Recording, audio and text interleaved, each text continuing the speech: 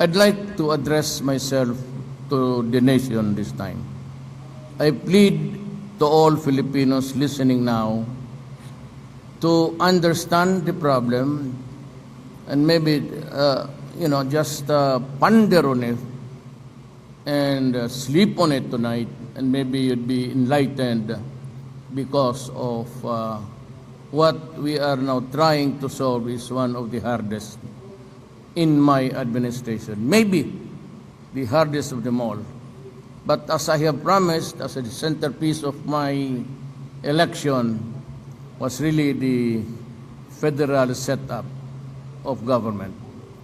And one we're talking about now, limited to the issues, as far as I'm concerned, actually what is at stake here is the preservation of the Filipino Republic and to correct historical injustice, was and still is. But let me discuss with you the second issue. Historical injustice. When was it? Well, many, many centuries ago. Before the coming of the imperialists, as we are now and had been before, we are brothers and sisters of the Malay race. As a matter of fact, study maybe a little bit about the history of the migration, we belong to the Sri Visayas Empire of the Malay race. But about so many centuries ago, 500 I would say, till now, you reckon the years, the Spaniards came and colonized us for 400 years. Then the Americans came and stayed there for 50 years. We were a subjugated people. Well, I do not have an issue with God Allah. God Allah is perfect. He charts the destiny of men and nation.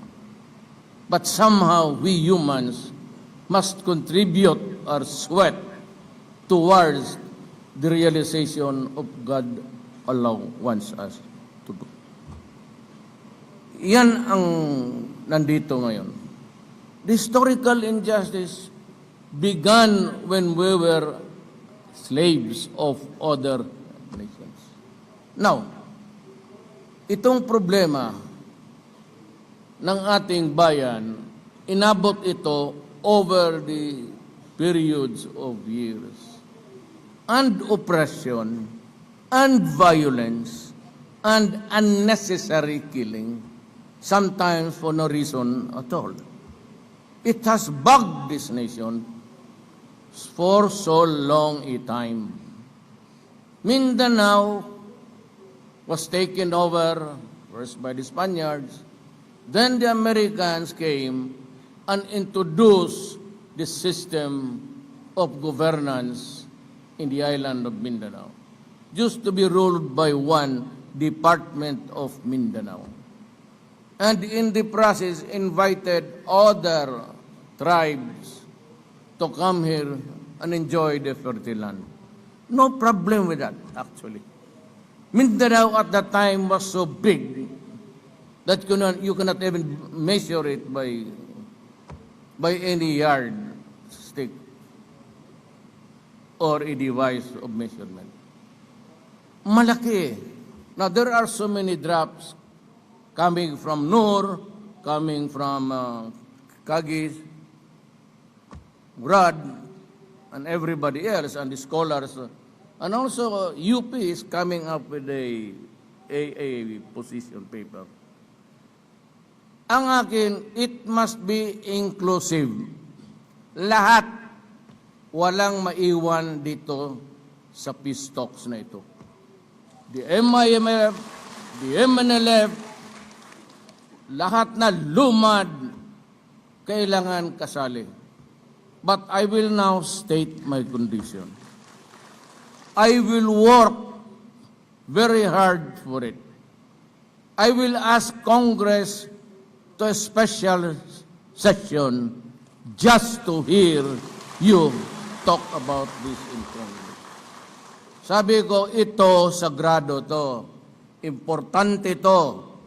At mahalaga to because it would involve eventually, if the people wills it, a new structure for the entire country.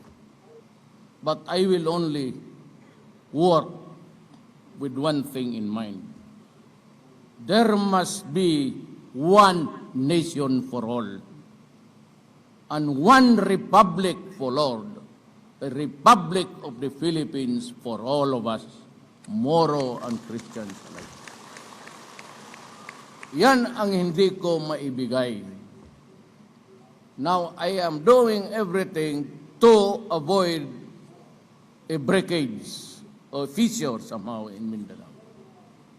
I'm going to walk the hundreds of miles, not the mile, as a first step. But there has to be a condition that is for all. The Republic of the Philippines must be one, and the preservation of all Filipinos, Christian, Muslims, and all, must be there to unite us. What we need is to be heard.